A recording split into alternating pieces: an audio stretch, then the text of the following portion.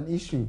If the president makes good use of them, that is what we call leadership. Thanks for your text message. Keep sending them. We'll read them out. Now, before we let Chinedu go, I want you to talk about something, Iriji. For those who don't know it, Iriji Festival is the New Yam Festival. And on this show, we say we're going to promote culture. So I want you to tell us about Iriji. Okay, well, Iriji Festival is our most important, our most celebrated festival. It's celebrated by all the Igbo communities, both in Nigeria and outside in the diaspora, everywhere, Finland, Belgium, anywhere where there's Igbo people, you'll see Iriji. Now the ICCN version is in its 12th year.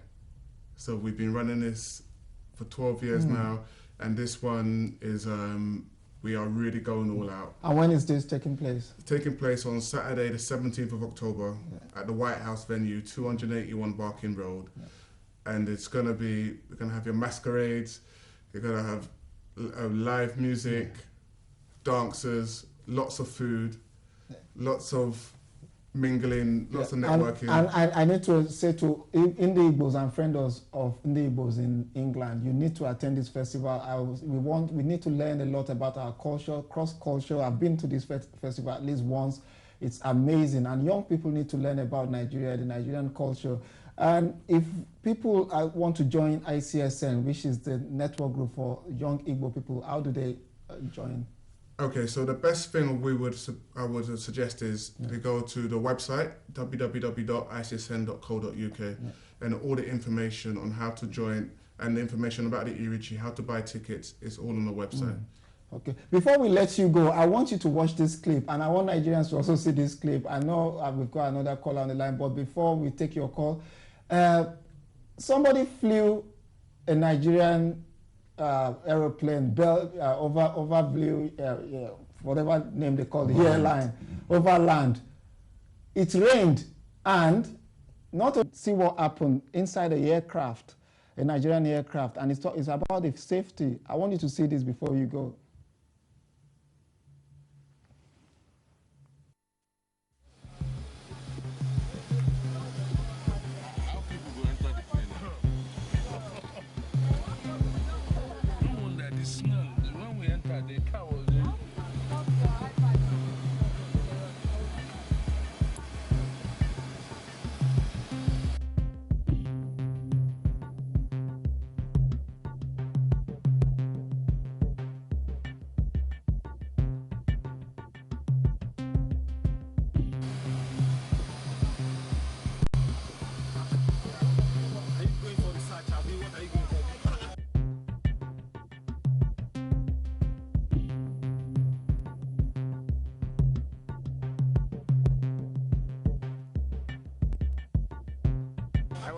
I was sitting here. So how many hours are you using to say?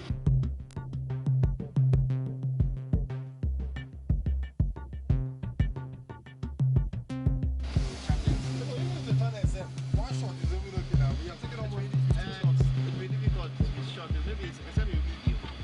Because it's water, it's going to be difficult.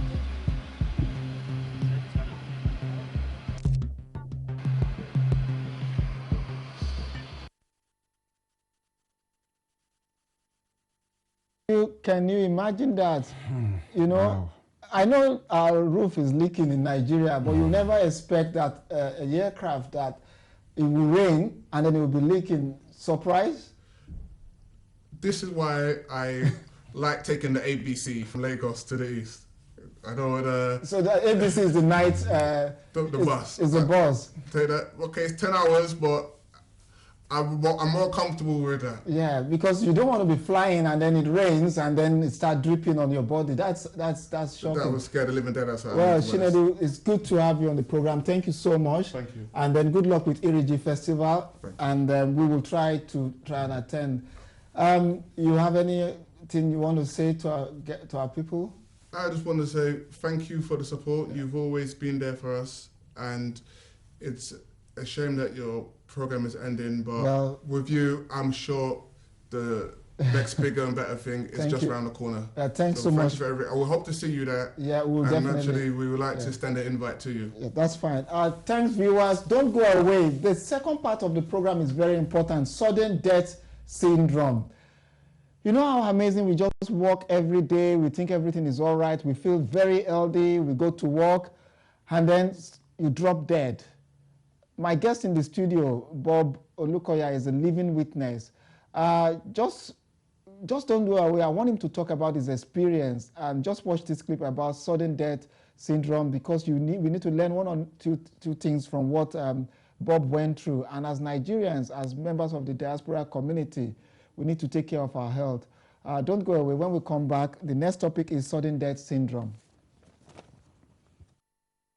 Left me for heaven. I'm on my knees, crying and begging. Please let me be dreaming. Please let me be dreaming. Young, beautiful girl, making her way up to the golden doors. Time will not erase all of the tears streaming down our faces for you. We'll miss you, baby girl.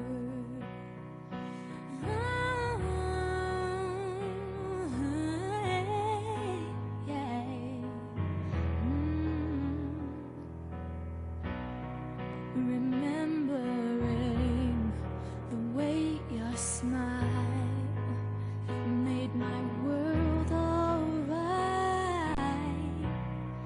The sudden loss of what has made my life worth living has left me so broken.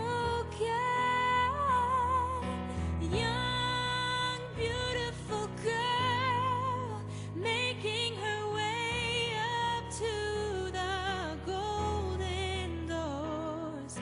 Time will not erase all of the tears streaming down our faces for you.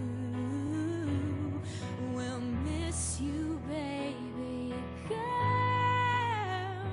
We'll miss you, baby.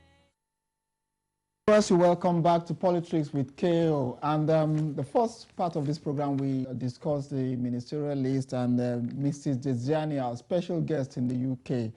I love saying that. But we're going to be quite serious now. We're talking about the sudden death syndrome. And this is quite important for active people to listen to the testimony of my guest, Bob Olukoya, who is a Nigerian legal practitioner based in the UK. Sudden death syndrome is said to be quite prominent. You see a lot of young people, they get this and they never prepare for this. But I'll let Bob just say how did you tell us what happened, really? Okay, it's quite serious, and I was doing my normal things, and then an extraordinary thing happened. It was a Saturday morning. I decided to go and get fit, with my friends in Abuja. I was in Abuja then to play football. And then all of a sudden, 5 minutes into the game, I collapsed and passed out. I didn't know what happened, and I was, fortuitously, revived by, those my colleagues on the pitch who have experience in such things, and I survived. And normally, from what I've heard and read, you hardly come back from. I was out for almost 15 minutes, I was told. So, and then when this happened, did you now go on to seek medical advice? Well, immediately, obviously, I went to a medical practitioner, a private practice, and I did some tests, and I was told I have too much blood in my system. I didn't know what that meant. I was asked to go donate more blood, and I felt, donate blood? Yeah, he said, because the blood. I said, okay, I've heard you.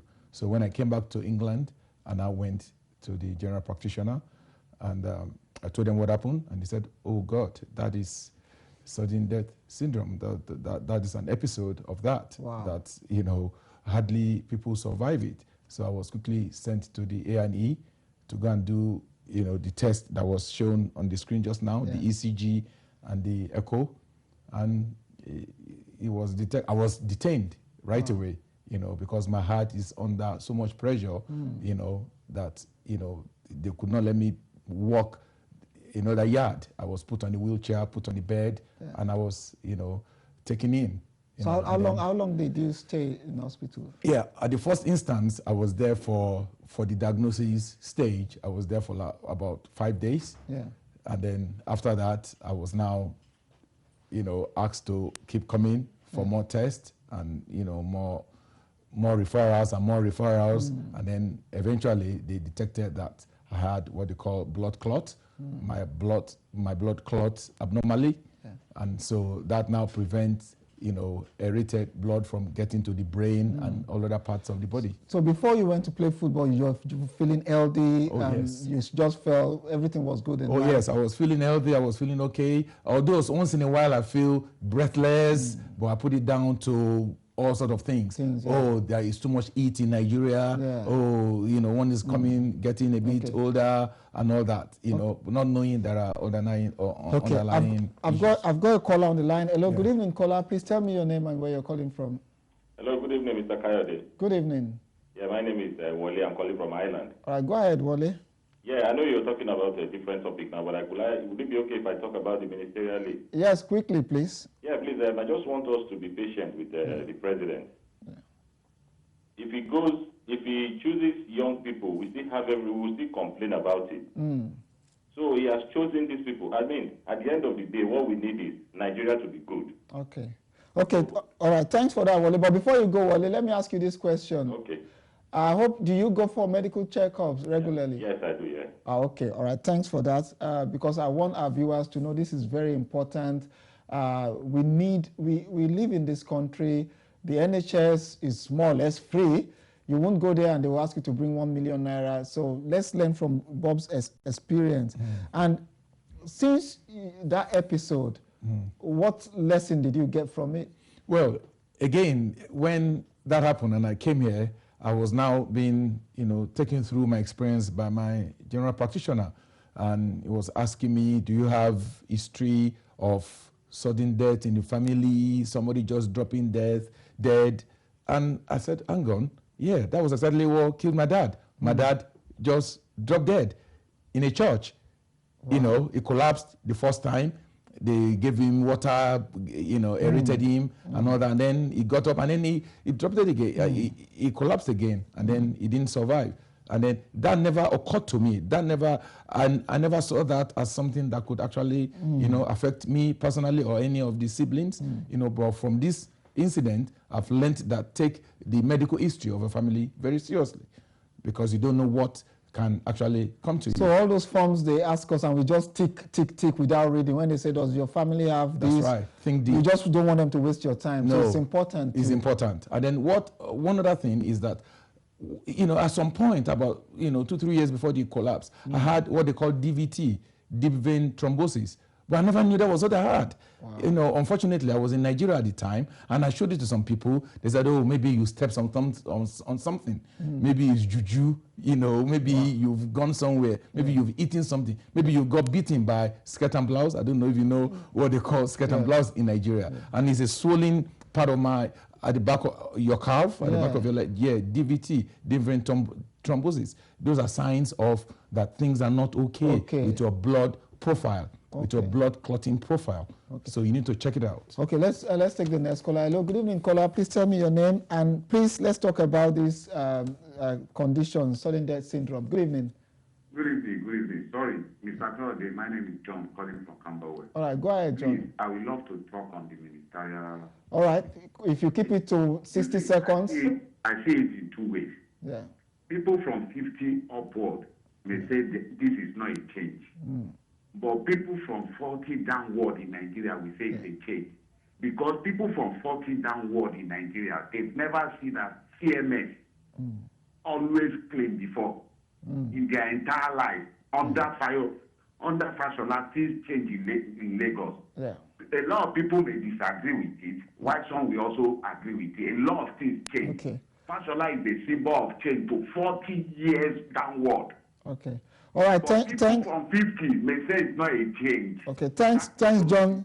Thanks, John, for that on camera. It seems people still want to have vented about the ministerial list, but I want to remain focused on this topic because it's important. Now we have got chronic thromboembolic pulmonary hypertension. Yes, chronic thromboembolic, hypertension. What it means, that's actually what happened to me, because mine was in my system, but it wasn't diagnosed for a long time. It became chronic. What it means is that, the blood vessels in my system has been clotted up. The blood are not flowing through.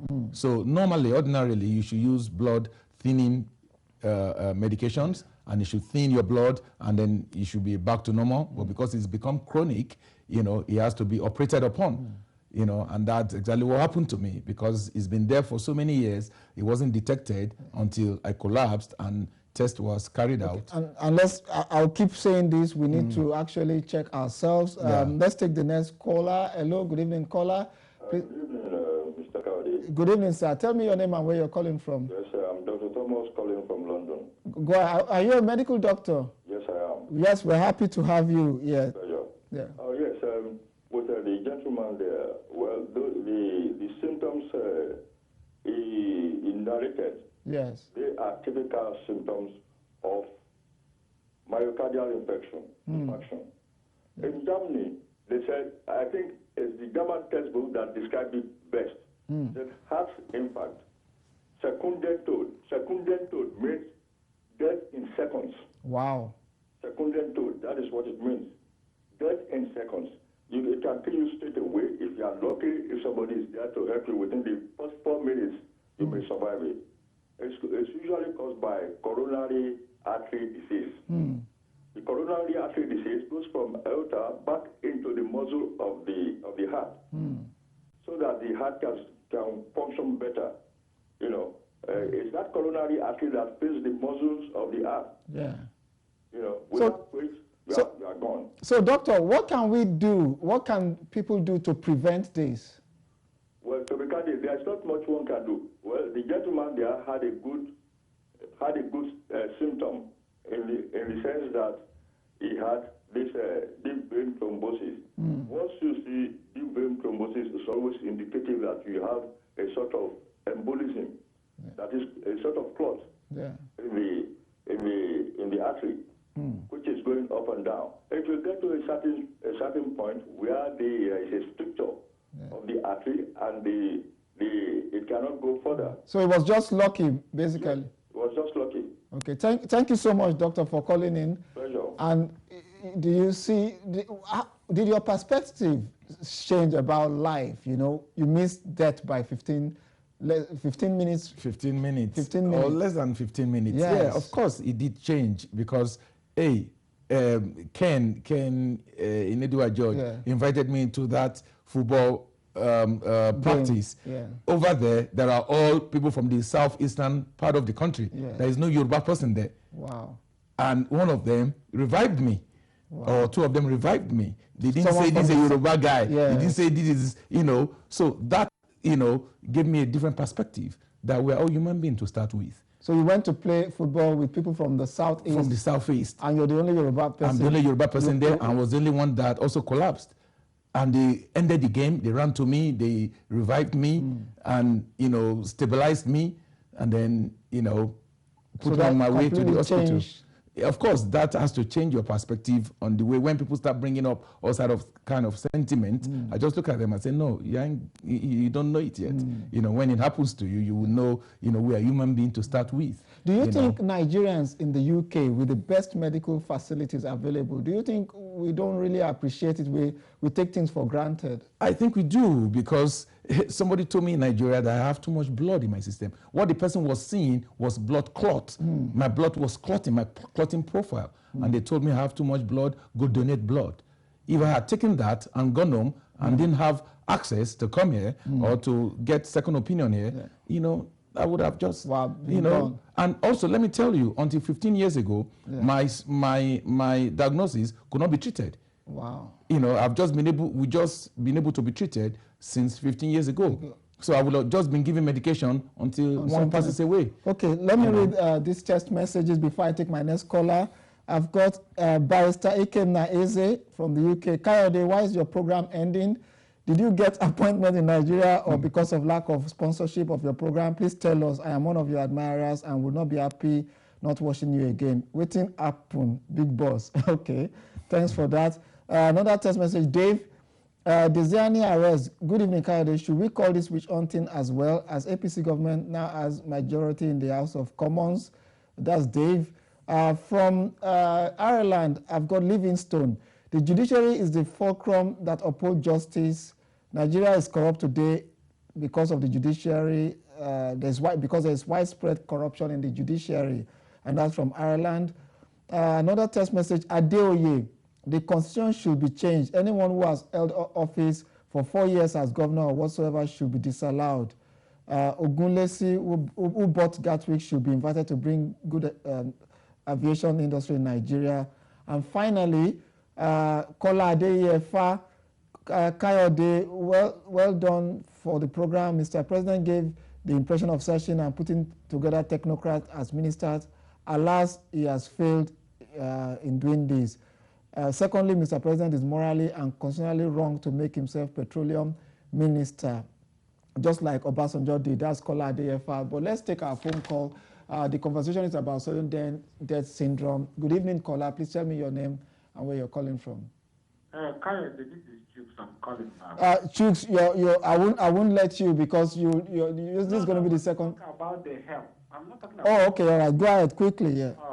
You don't just shot me like that. No, because I want others to contribute to. But go ahead quickly. You see, the issue of health. Yeah. More especially we Nigerians, we don't take it as something meaningful. True. Because we don't value our lives apart from money. Nigeria in general, Igbo, Hausa, Yoruba. We don't go to hospitals to check ourselves. Yeah. We don't care about our health. Yeah. And the most annoying part of it is that we rely on praying alone True. to solve our problem. Like Mr. Bob, who is sitting down there. Yeah. If not of those people that revived him, what he will be, we have in mind is that someone that sent a handshake, someone that did, someone that have a death. The pastors will start telling you to start praying. Why do you have a heart problem? All right, Chooks, thanks. You know, we always love having you on this program because you bring life to our conversation. So you made mention there that Nigerians, and he had a point where we have prayer warriors, you know, rather than go to hospital to check ourselves. Now, since you had that, have you been researching about this? Are there things you want to do, taking this forward? Because people must learn from your experience. Oh, yes. I have been doing a lot of research, and I have been trying to educate people on, you know, the situation. And in fact, we're starting a foundation, you know, basically to, you know, bring awareness of the situation to people. Quite a number of people from Nigeria have actually died because of this syndrome, and all over Africa, not just Nigeria, even in this country, people still, you know, drop dead, you know, because of this syndrome. So I am actually, you know, devoting my time to it now, yes. Before I take another call, let me read a text message from Ade Ina Olaji in London. Many thanks for your program, Kayode. It's impartial. President Buhari reserves the right to appoint people he can trust to work with. All the people on his list have proven integrity and abilities. Until we establish a legitimate case against Rotimi or Fashola, clearly the bad information being circulated about them is nothing but political. I've got another text message. Thanks to you and your guests for the insight on the sudden death syndrome. Real experience from someone who actually experienced it. I like his openness and sincerity. The Lord will meet him at his point of need. Amen. Thank you. I've got another text message again from Ireland. The minister's list is brilliant. And the only complaint I have is about, sorry, I can't make sense out of this. I'm sorry, you can send it again. I've got a caller on the line. Hello, good evening. Please tell me your name and where you're calling from. Hello, good evening. Good evening. Oh, my name is Remy. I'm calling from Kent. Go ahead, Remy. Oh, thank you for the topic. What I realized about our people, I don't know, they love their job more than their head. Mm. And they, instead of going to their GP, they go to work. Mm. And that topic was so essential, and it is very important to go for checkup. Yeah. They call it MOT. Go to your GP, say you want to do a health check. Health check, yeah. And even and old people, they give them appointment to do that check, but it's left to our people. Mm. And I watched one program on general channel TV. This your view. Yeah. They were talking about mammogram or breast checks.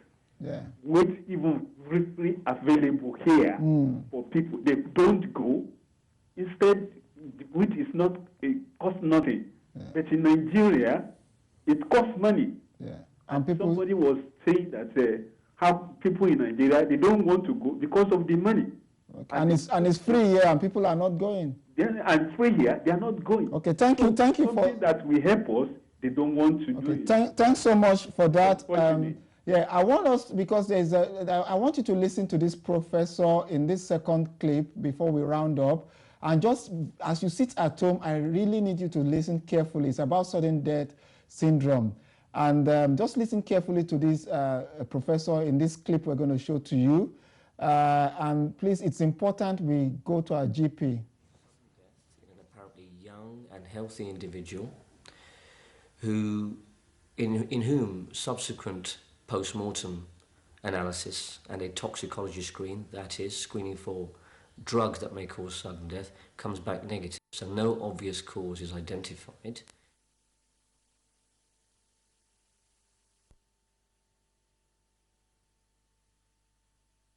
This is far greater than one would expect in young people, because young people are the epitome of the healthiest segment of our society, and one wouldn't expect a young person to die.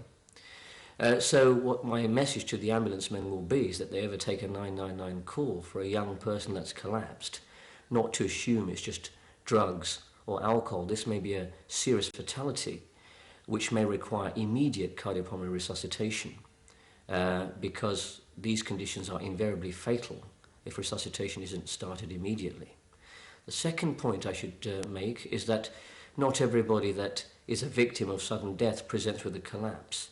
Some may present with an unexplained drowning or an unexplained road traffic. Viewers, you see, God works in a miraculous way. As I was showing that clip, Bob just said to me, that's my consultant, yes. That's your consultant. Yeah, that was one of my And you didn't know we were going to show this? No, I never knew you had that clip, yeah. So what he's saying is quite true. Yes. He was one of those that told me, you are very lucky, that you are very, very lucky. Wow. That so that man we actually showed on that clip actually... He worked on me, yes. Wow. Worked on me, yes. So because it's a very niche area, you know, you know all the top people. So you're quite lucky that you're not a Nigerian politician, you're not a multimillionaire, and you got attended by one of the best practitioners in the UK just by being a taxpayer in the UK. And that is really what we want to replicate in Nigeria, where it doesn't matter what you have, who you are, you want to get the best. Bob, thanks so much for coming on the program. Viewers, we've come to the end of this show. 29th of October, make una come watch the last show. You know, Politics with KO will be ending this month. Well, good night. God bless you. See you next week. Part of the confusion that we have in Lagos is also the political situation. And on Politics with KO, what we try and do is to go beyond the confusion and get something real.